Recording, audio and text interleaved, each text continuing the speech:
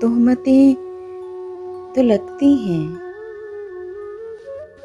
रोशनी की ख्वाहिश में घर से बाहर आने की। कुछ सज़ा तो मिलती है। लोग लोग होते हैं, इनको क्या खबर जाना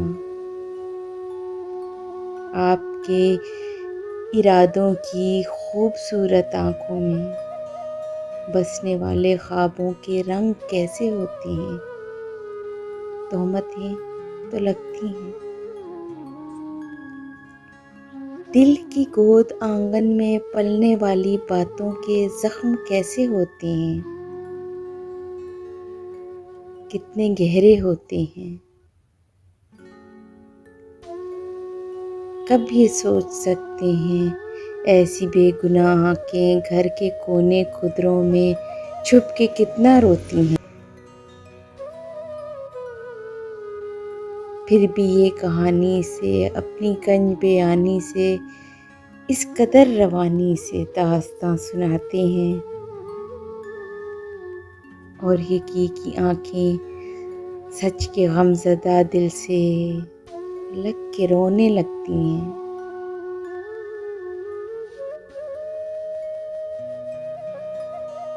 तोहमतें तो लगती हैं रोशनी की ख्वाहिश में घर से बाहर आने की। कुछ सज़ा तो मिलती है, कुछ सज़ा तो मिलती है।